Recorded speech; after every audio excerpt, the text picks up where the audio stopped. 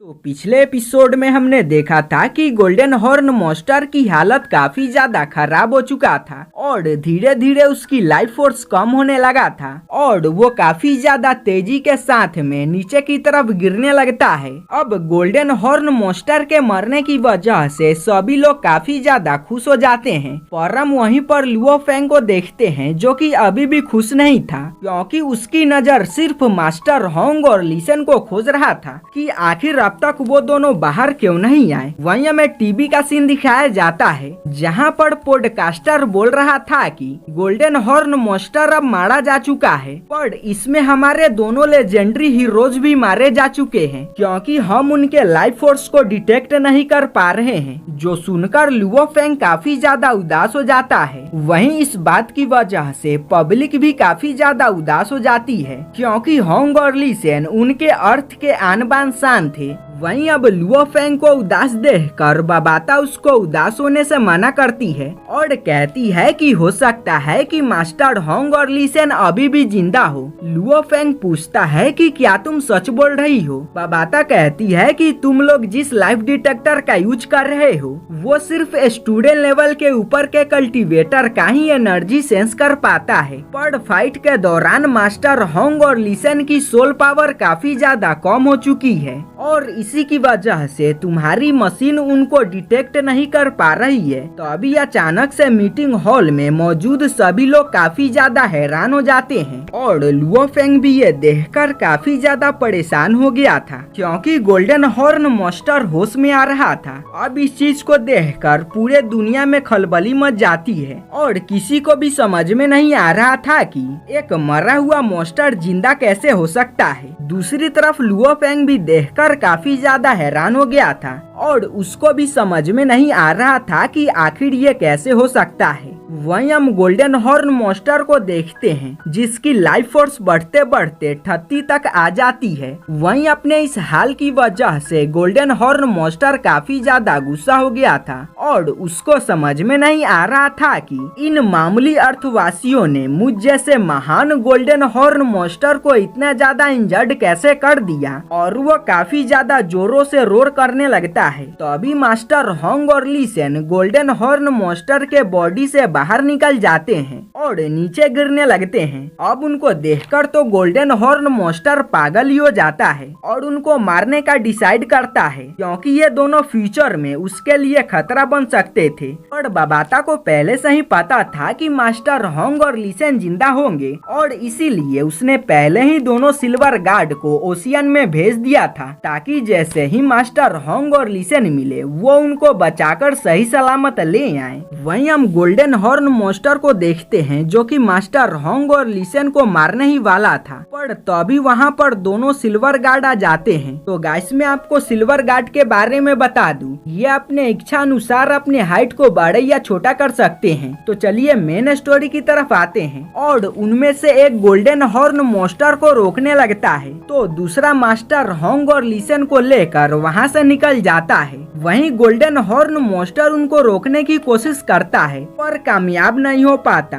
क्योंकि अभी वो काफी ज्यादा कमजोर था और वो इस हालत में इनका सामना नहीं कर सकता था। तो वो इनका पीछा छोड़कर ओशियन के अंदर चला जाता है ताकि वो अपने आप को रिकवर कर सके। वहीं इन दोनों सिल्वर गार्ड को सभी लोगों ने देख लिया था कि कैसे उन दोनों ने गोल्डन हॉर्न मॉन्स्टर से मास्टर होंग और लिसन को बचाया था, यहाँ तक कि वो दोनों गोल्डन हॉर्न मॉन्स्टर को भी सप्रेस कर पाए, जिसकी वजह से वो सभी काफी ज्यादा खुश हो जाते हैं और उनको एक नई होप मिल जाती है। इसके बाद हमारा सीन शिफ्ट होता है और हम एक लेडी को देखते हैं जो कि मास्टर होंग और लिसन वाली न्यूज को देखकर रोना स्टार्ट कर देती है और अपना फोन चेक करती है तो उसको एक मेल आया था जो कि थंडर गॉड का था और ये मैसेज फाइट के पहले का था। वो उस लेडी से कहते हैं कि और इस लेडी का नाम ली है, मैं जानता हूँ कि तुम मुझसे काफी ज्यादा हेट करती हो पर मैं तुमको आखिरी बार गुड बाय विश करना चाहता हूँ क्योंकि मैं जानता हूँ कि मैं जिस मिशन पर जा रहा हूँ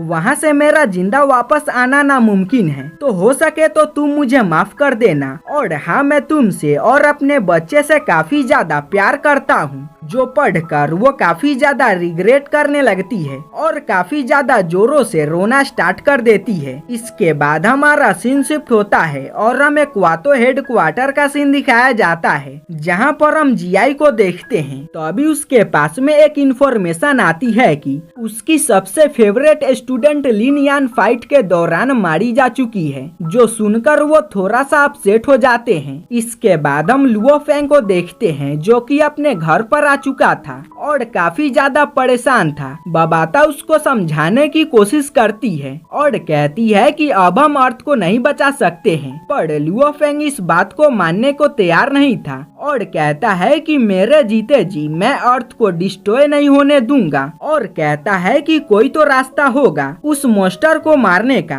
अब काफी ज्यादा सोचने विचारने के बाद उसके माइंड में एक बात आती है और वो अपने पॉइंट को बबाता को भी बताता है। गोल्डन हॉर्न मॉन्स्टर का भी सोल है, क्योंकि जब हमने उसको लेजर कैनन से हिट किया था तब वो अनकॉन्शियस हो गया था, और जब मास्टर होंग और लिसेन ने उससे फाइट की थी तो वो ऑलमोस्ट मर ही गया था। तो जरूर गोल्डन हॉर्न मॉन्स्टर के अंदर सोल है। बबाता कहती है कि इसमें नई बात क्या है, मैं भी जानती हूँ कि हर एक प्राणी में उसका एक सोल होता है। इस पर लुओ फेंग कहता है कि वो मैं भी जानता हूँ, पर इस केस में ऐसा नहीं है, क्योंकि मुझको लगता है कि गोल्डन हॉर्न मॉन्स्टर के बॉडी के सेंटर में उसके सोल का कोड है। अब इस बात को सुनकर बबाता काफी ज्यादा परेशान हो जाती है, क्योंकि वो पहले से ही इसके बारे में जानती थी और वो अब समझ जाती है कि लुओ फेंग बिना कोई पागलपन किए हुए मानेगा नहीं। बबाता कहती है कि तुम सही बोल रहे हो। इस पर लुओ फेंग कहता है कि तब तो मैं गोल्डन हॉर्न मॉन्स्टर को मार सकता हूँ, क्योंकि वो अभी भी काफी ज्यादा कमजोर है, और बताता है कि भले ही उसकी बॉडी काफी ज्यादा मजबूत है, पर वो कुछ समय पहले ही पैदा हुआ है, तो जरूर उसका सोल वीक होगा।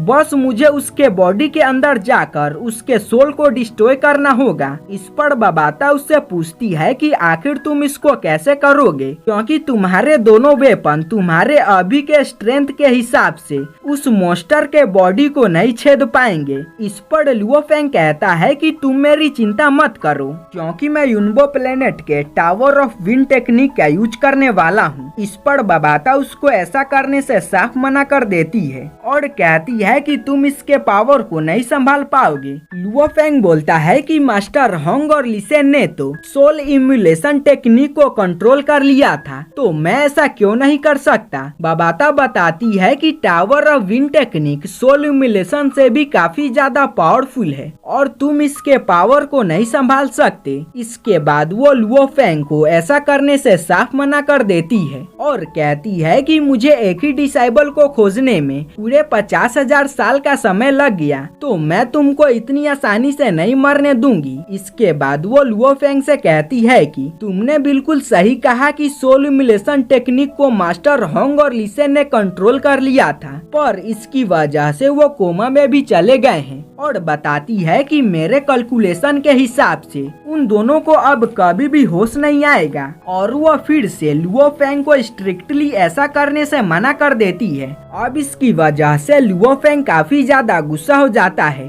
और अपने पावर को रिलीज करता है, जिसकी वजह से उसके रूम के सभी चीजें हवा में फ्लोट करने लगती है, और वो बबाता से कहता है कि मैं यूनबो प्लेनेट का डिसेबल होने से पहले अर्थ का एक वॉरियर हूँ, अपने माँ का बेटा हूँ और अपने होने वाले बच्चों का बाप हूँ, तो मैं उन सभी को मरने के लिए नहीं छोड़ सकता हूँ। अगर तुम इसमें मेरा साथ नहीं देना चाहती हो तो मत दो, पर बीच में भी मत आओ। अब लुओ फेंग को इतने ज्यादा गुस्से में देखकर बबाता भी उसके बात को मान जाती है। इसके बाद बबाता बताती है कि अगर तुम टावर ऑफ विंड टेक्निक का यूज करना चाहते हो तो तुम्हें 6 ब्लेड टेक्निक को परफॉर्म करना होगा। इसके अकॉर्डिंग 5 स्टार ट्रेवलर लेवल के वॉरियर खुद को सेक्रीफाइस करेंगे, जिसकी वजह से उनकी पावर तुमको मिल जाएगी, और इसके बाद तुम टावर ऑफ विंड टेक्निक का यूज कर पाओगे और उसके पावर को कंट्रोल कर पाओगे। और अगर तुम टावर ऑफ विंड टेक्निक के पावर को कंट्रोल कर लेते हो तो तुम काफी आसानी से गोल्डन हॉर्न मॉन्स्टर को मार पाओगे।